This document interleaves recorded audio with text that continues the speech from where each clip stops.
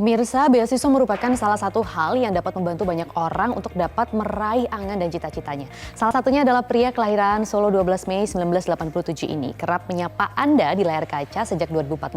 Berbekal dengan ketekunan dan kerja keras, Rory Asyari juga pernah mendapatkan beasiswa yang membantunya untuk meraih pendidikan sesuai yang diinginkannya.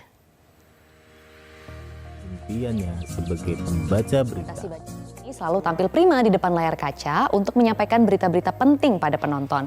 Keberhasilan yang dicapainya saat ini tentunya tidak lepas dari semangat dan kemauan yang tinggi dalam meraih cita-cita. Kegemarannya dalam bidang jurnalistik membuat Rory terus belajar ilmu jurnalistik hingga ke luar negeri. Mendapatkan pendidikan dengan beasiswa juga telah mengantarkan Rory dalam karirnya saat ini.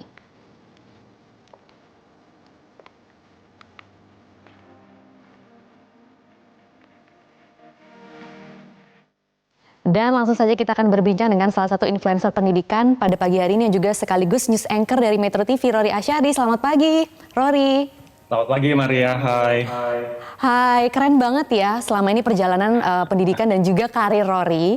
Nah, saya tuh pengen tahu waktu itu tuh gimana sih, bisa Rory ceritain nggak sih perjuangan Rory sampai akhirnya bisa meraih pendidikan setinggi mungkin dan juga dapat beasiswa lagi?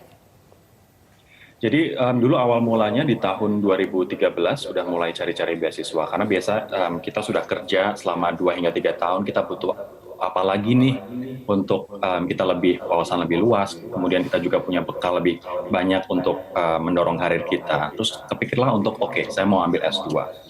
Pada waktu itu pilihannya jatuh pada salah satu lembaga internasional yang berbasis di Inggris, tapi itu adalah first try, jadi baru nyoba pertama gitu. Belum tahu beasiswa itu seperti apa, caranya gimana, apa yang harus dijual, apa yang harus kita kedepankan gitu kan. Ya akhirnya waktu itu nggak berhasil.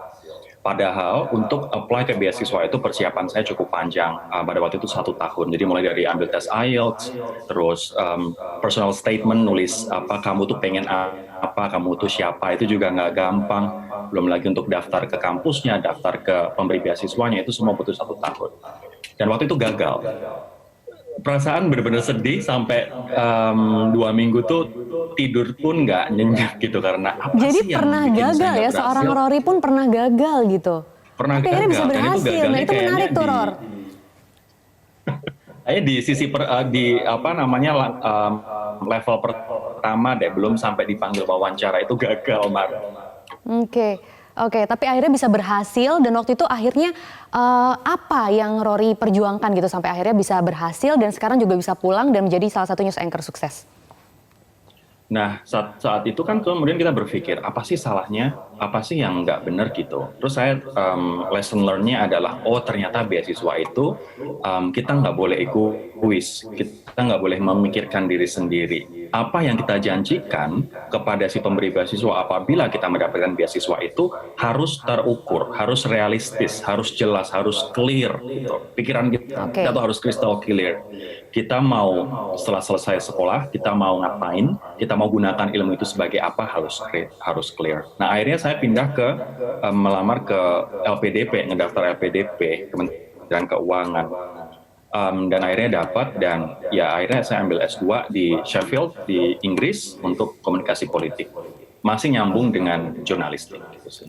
Nah itu dia, Ror. Seberapa penting Rory menghubungkan antara pendidikan dengan cita-cita dan juga untuk masa depan, Ror?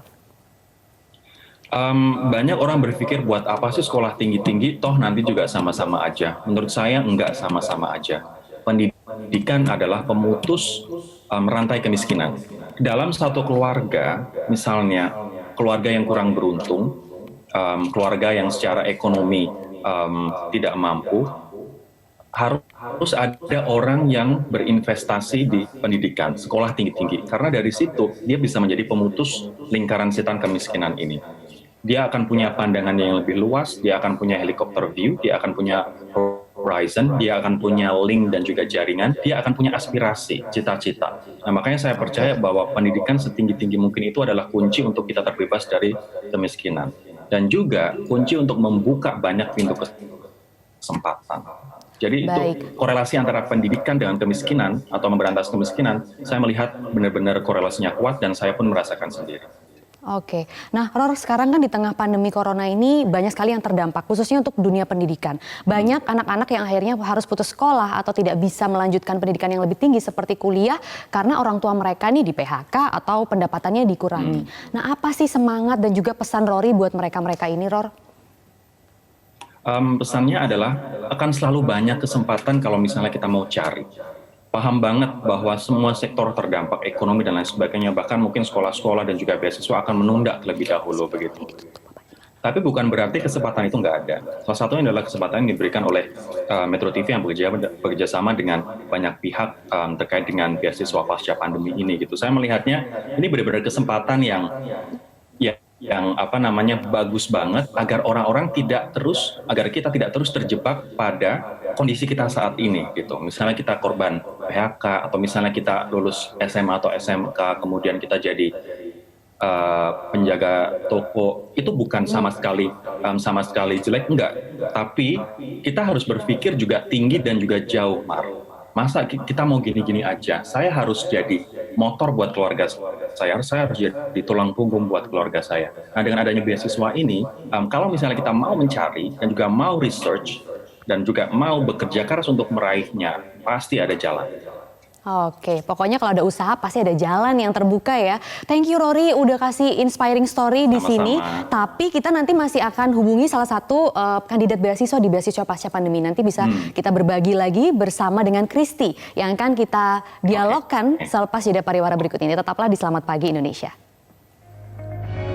Kembali lagi di Selamat Pagi Indonesia, pemirsa. Kalau tadi kita sudah berbicara dengan influencer pendidikan, saatnya kita akan mengajak Anda untuk berbincang-bincang juga dengan salah satu pelajar yang saat ini sedang mencoba untuk ikut beasiswa pasca pandemi, yakni Kristi Ade Melati yang merupakan lulusan SMK dan saat ini Kristi tinggal dikontrakan dengan ibunya yang juga seorang buruh dan penjaga warung.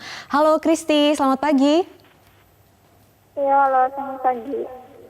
Ya, Kristi, tahun ini kan barusan lulus ya dan mendaftarkan diri di beasiswa pasca pandemi ini. Rencananya nih, jika kamu mendapatkan beasiswa, tujuannya mau melanjutkan kemana, Kristi? Lanjut kuliah di universitas.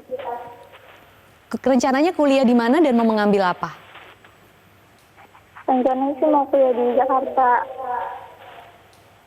Jurusannya? Manajemen bisnis. Manajemen ekonomi. Oke, nah kenapa kamu mau mengambil manajemen ekonomi? Kamu pengen jadi apa sih nanti kalau sudah lulus, Kristi, cita-citanya? Saya cita-citanya menjadi guru. Oke, dan pemirsa sebelum kita berbincang kembali dengan Kristi, kita akan mengajak Anda untuk melihat bagaimana profil dan juga keseharian Kristi berikut ini.